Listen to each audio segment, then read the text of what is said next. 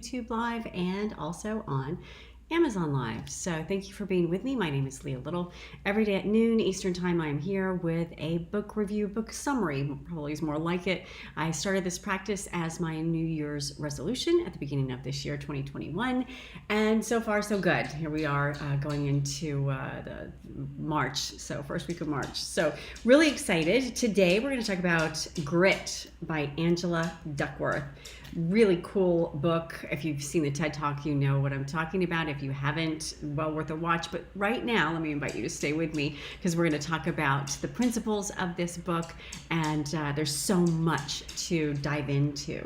So I'm going to highlight it for you. If you're joining me on Amazon Live, welcome. And if you are joining me on Facebook Live or YouTube Live, I will put the links in the comment section.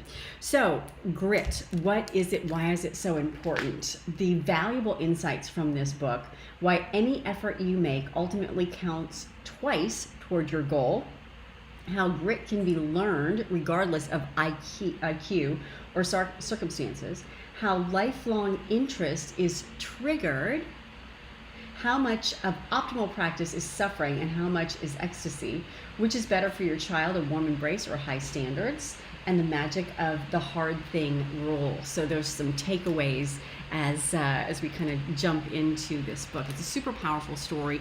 Her father was a bit critical in his, of course my judgment, in his approach, talking about how, well, you're not a genius, to the kids. And I think that somehow she weaves in here, spurred her or inspired her to investigate that and think about, okay, what is it that, is there anything else that matters than being smart?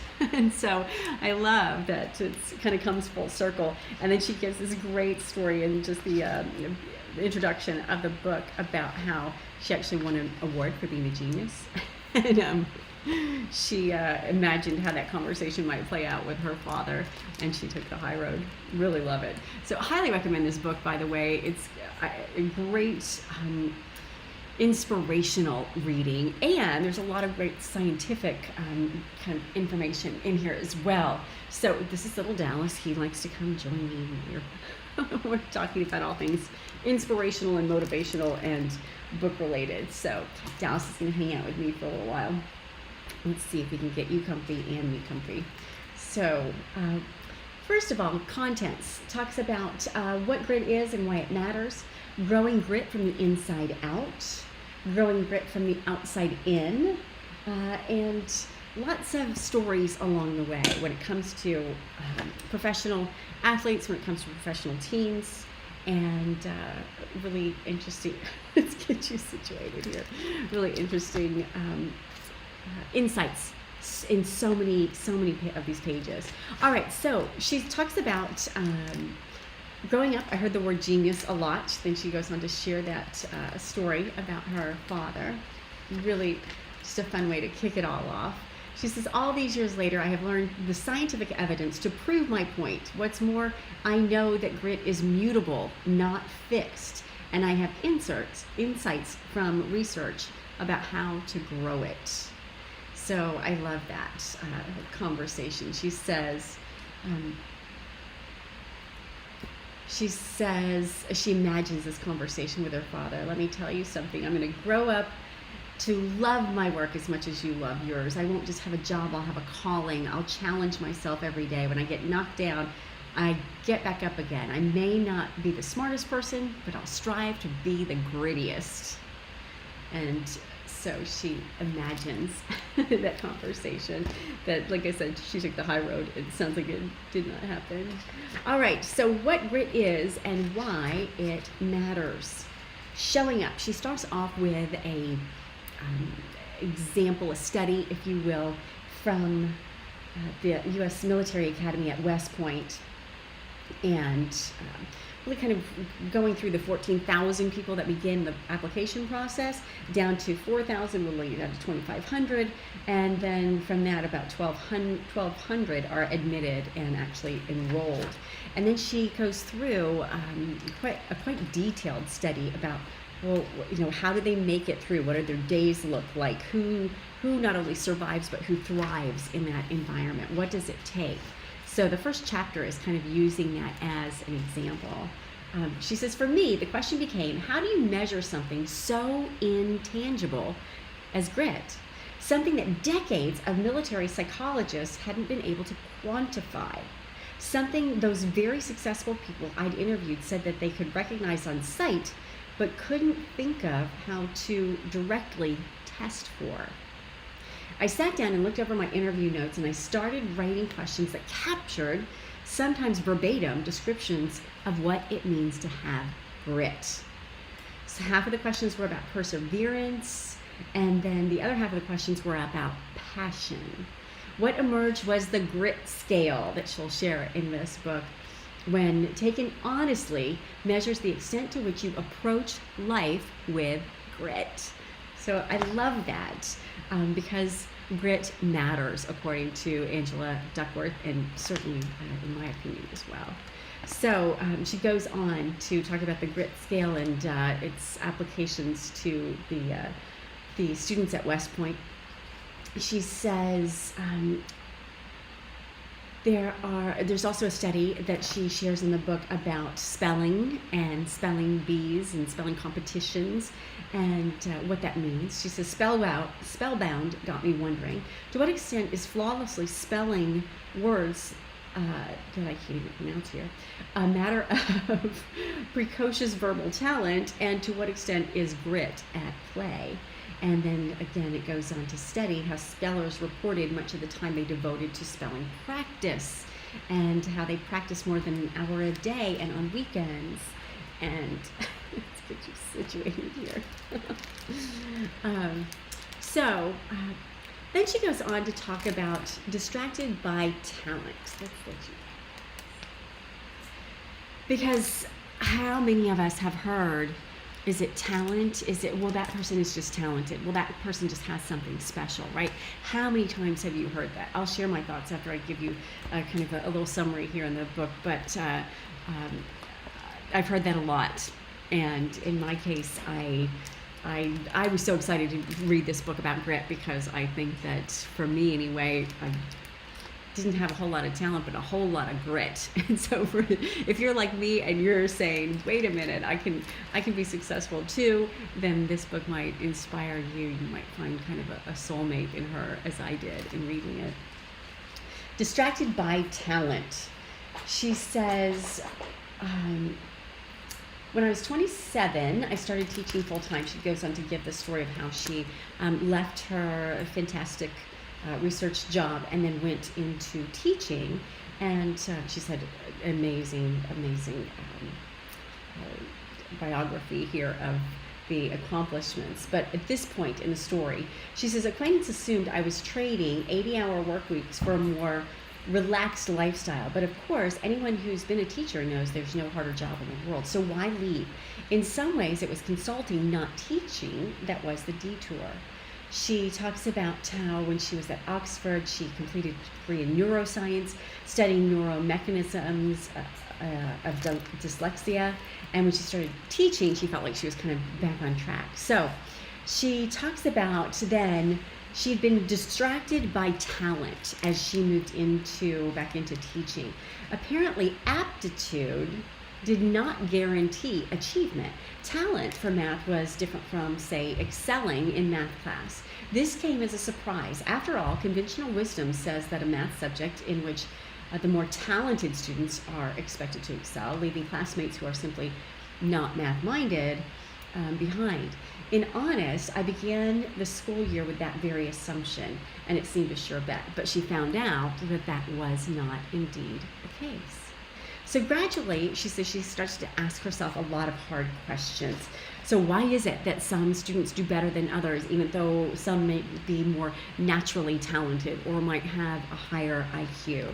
I find that question so fascinating because I ask that in so many different situations. What drives one person versus another? What happens when one person has so much natural talent but then ends up being outperformed by someone who perhaps didn't have that level of talent?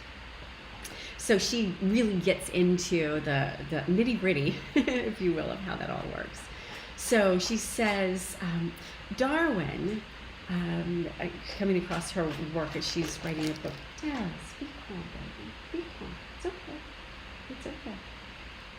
She says, Darwin wrote a letter to his cousin expressing surprise that talent made the short list of essential qualities. You have made a convert of an opponent in one sense, wrote Darwin. I have always maintained that excepting fools, men did not differ much in intellect, only in zeal and hard work. And I still think this is eminently an important difference. So that was Darwin writing to a high achiever that he was trying to understand. Darwin was first to explain diversity in plant and animal species as a consequence of natural selection, of course. Relatedly, Darwin was an astute observer, but also of people. In a sense, his vocation was to observe slight differences that lead to ultimately survival, right? So she kind of wraps his work into this. On the whole, Darwin's biographers don't claim he possessed supernatural intelligence, but he was a plotter. He plotted the course, right? She says, Darwin's own autobiography, he says that he corroborates this view. I have no great quickness of apprehension that is so remarkable in some clever men. My power to follow a long, purely abstract train of thought is very limited. But he says, Darwin has no power, he had no problem praising his power of observation and the ability to stick with that he applied to his understanding of the laws of nature. So even Darwin was talking about not only the gene talent, if you will, for survival, but also I think I am superior to the common run of men noticing things which easily escapes attention. So it's this ability to notice, relying and playing into grit a little bit. I want to say thank you, by the way. I see you joining me on Amazon Live. Thank you for being here. Thank you for joining me on Facebook Live and YouTube Live as well. All right, the William James comes up again and again and again in so many of these books. So William James, 40 years later, on the other side of the Atlantic, Harvard psychologist William James took up the question of how people differ in pursuit of their goals. So he writes an essay on this topic, the energies of man. Compared with what we ought to be, we are only half awake. What is that other half? The posit here is that it is grit. There is a gap, James declared, between potential and its actualization. Without denying that our talents vary, one might be more athletically inclined or entrepreneurial than artistic. James asserted that human individual lives usually are far within its limits. We live within those limits. He possesses powers of various sorts which he habitually fails to use. Right? What are we failing to use? Because we don't think it's innate, but maybe it's grit that gets us there.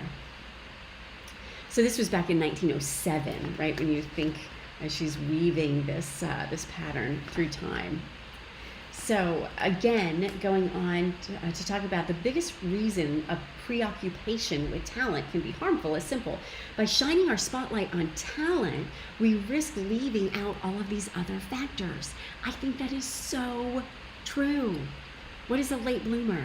What is someone who thrives in their second or their third career? What is it that makes someone great at whatever it is that they do, even though it may not be the most highly revered whatever influencer or thing that's popular? What's great is that she says we inadvertently send the message that these other factors, including grit, don't matter. That's not great. That's what she's pointing out. What's great is that we realize that it does now exist. All right. Then, as we move forward, going into chapter 3, effort counts twice, because she talks here about, everybody talks about talent, and what if there were more to it than clearly talent. So talent, this is Dan Chambliss, a sociologist, talking about superlative performance is really a confluence of dozens of small skills or activities. I think back to the book I read earlier in the year, Atomic Habits, right? Grit is about kind of that same concept of those small daily 1% increases that move you in the general direction of your goal. Talent, he observed, is perhaps the most pervasive lay explanation we have for athletic success. It's as if talent were some invisible substance behind a surface reality of performance. But she says, I think Dan is exactly right. If we can't explain how an athlete, musician, or anyone else has done something jaw-droppingly amazing, we're inclined to throw up our hands and say, oh, well, they just must be talented. But there's got to be more to it than that, right? So she talks about talent times effort will equal a skill. And the skill multiplied by your effort will equal an achievement, so you can get better. Dallas, that's enough. That's enough. So, what do we do then to get past that skill and achievement? As things got easier, there were, again, talent times effort equals a skill. Skill times the effort equals the achievement. And keep on doing that, repeating, rinse and repeat, and get better and better and better. And by the way, thank you. I see you joining me on Amazon Live. I'm thrilled that you are here. And Dog Lover started following. Thank you very much. I appreciate your patience with my dog Dallas in the background. I appreciate you. I'll say hello as well. Thank you for being here on Amazon Live. Love to chat. Love to have any book suggestions as well. If you have ideas for books that you'd like me to review, or books that you've read and you'd love to share about, I'm always out for good reads when it relates to business, when it relates to personal development. That's been my quest here since, my life quest, essentially, but here in this space since January 1st. So, how gritty are you? Let's get to the good stuff. I was impressed. She says, I hasten to add that grit is more about stamina than intensity. So it's not just about jumping off the line right when the time to go is go, but it's about showing up consistently. How gritty are you? Love that. Stamina, more about stamina than intensity. All right, there's a chart that's in the book on page 55, and it really kind of gives us a whole breakdown of sample questions, right? The classic, for those of us who love the self-analysis, those classic questions. Things like new ideas and projects sometimes distract me from previous ones. Setbacks don't discourage me. I don't give up easily. I'm a hard worker.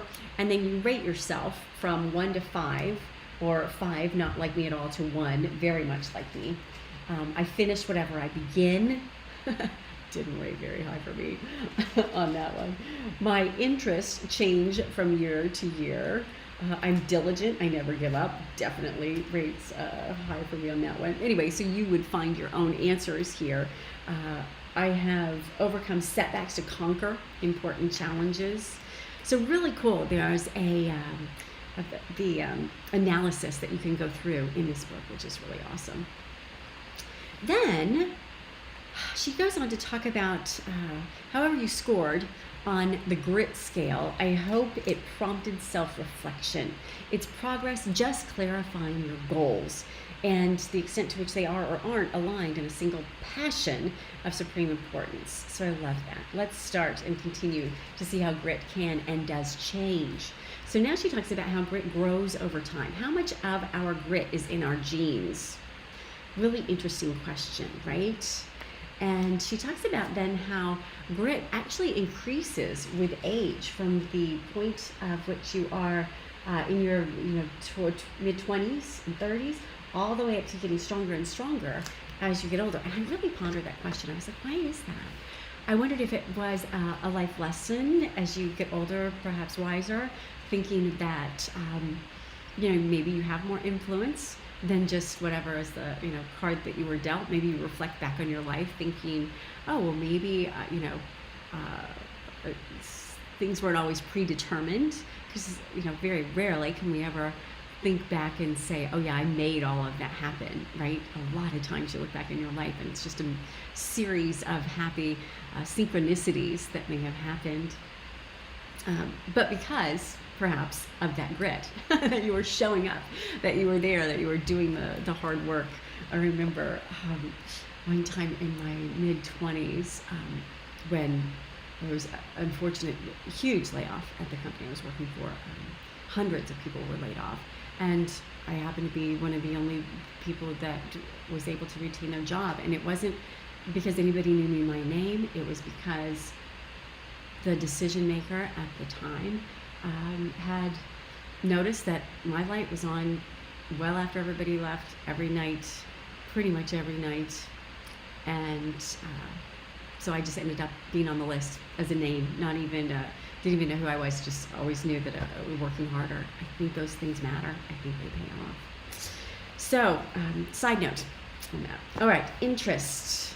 Follow your passion is a popular theme of a lot of commencement speeches. She talks about Jeff Bezos talking about whatever it is you want to do, you'll find in life that if you're not passionate about it, what you're working on, you won't be able to stick with it.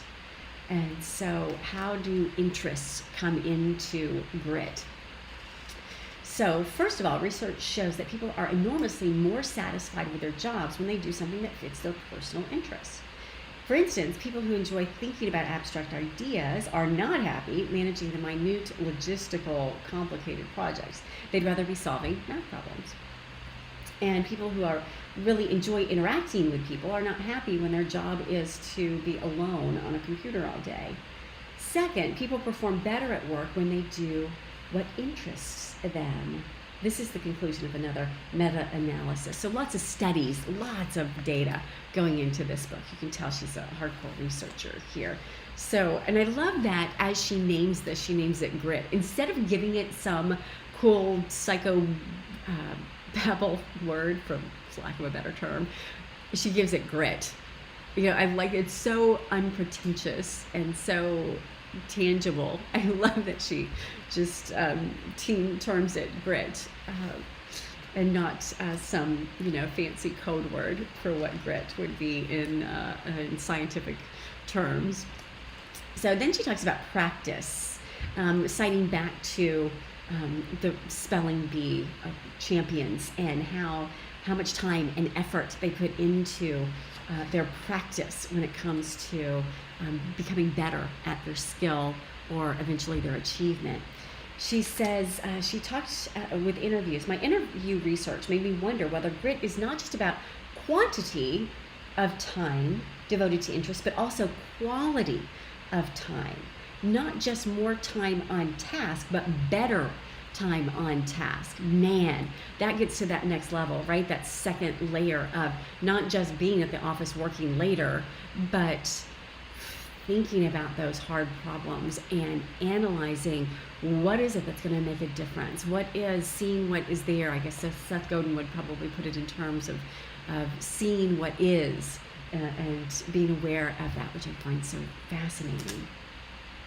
So she goes on to say, perhaps not so coincidentally, dancer Martha Graham declared it takes about 10 years to make a mature dancer.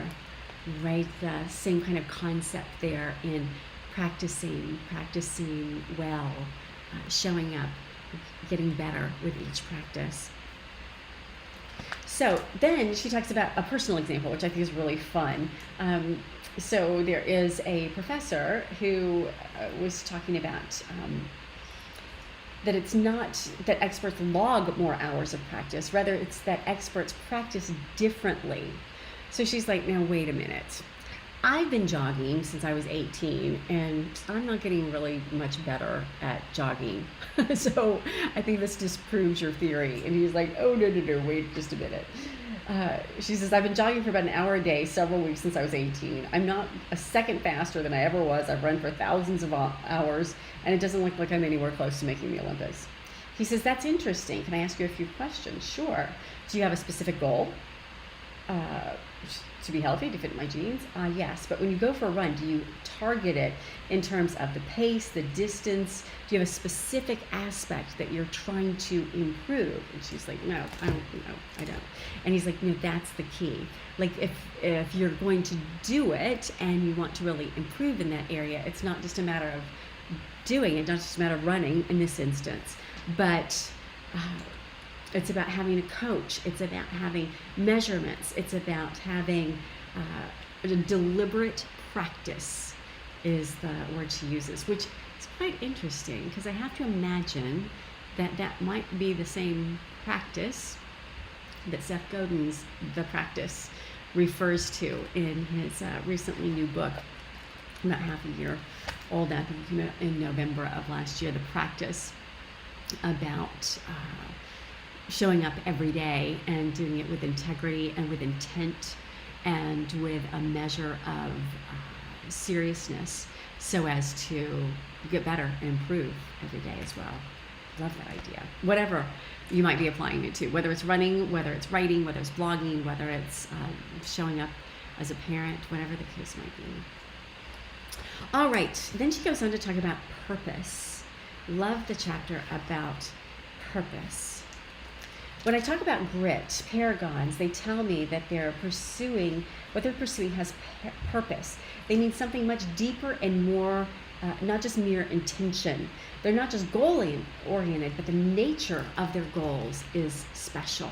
Really wanting to do something that matters, that makes a difference. And I love that. So this is not at all to say that all grit paragons are saints, but rather that most gritty people see their ultimate aims as deeply connected to the world beyond themselves.